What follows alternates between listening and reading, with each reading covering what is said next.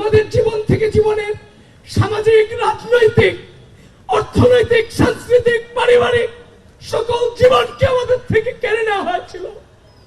এই ঢাকা বিশ্ববিদ্যালয়ের অপরাজয় বাংলার পাদদেশে দাঁড়িয়ে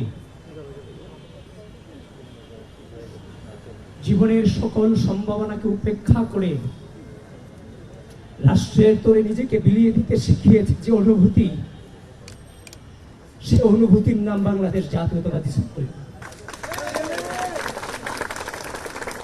2016 সালে যখন বিশ্ববিদ্যালয়ে এসেছিলাম, যে রাজনৈতিক অপসংস্কৃতির সাক্ষী হয়েছি, সেখান থেকে পণ করেছিলাম আমি অত্যন্ত ক্ষুদ্র মানুষ।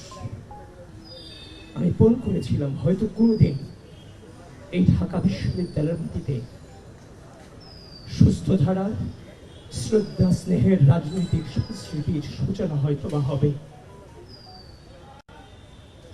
আমি আপনাদের সকলকে বলছি, এই পথকে বেছে নিতে গিয়ে আমার নিজের পরিবারের সাথেও আমার 1 বছরের কোনো সম্পর্ক ছিল না।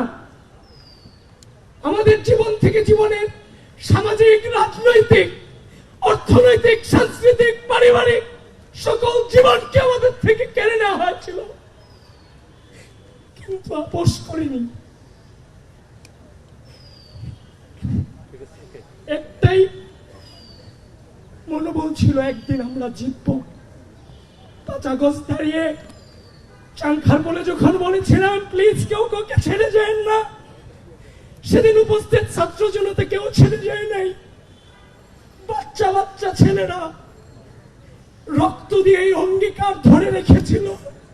আজকে তাদের এই রক্তের বিনিময়ে অপরাজয় বাংলার পাদদেশে দাঁড়িয়ে একটি গণতান্ত্রিক বাংলাদেশ বিনির্মাণের সূচনা শুরু হয়েছে।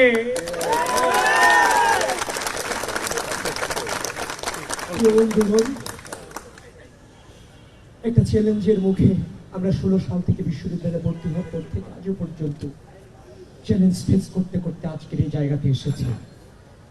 এটাও আমার জন্য অনেক বড় চ্যালেঞ্জ। আমি আনন্দিত নই, তবে চ্যালেঞ্জ মোকাবেলা করার জন্য মানসিকভাবে সর্বোচ্চ প্রস্তুত ইনশাআল্লাহ। এবং সেই চাংখার পোলের মতো বলছি, আমরা আবারও বিজয়ী হব ইনশাআল্লাহ। সকলে আমাদের পাশে থাকবেন। ধন্যবাদ প্রিয় সাংবাদিক বন্ধু, আপনাদের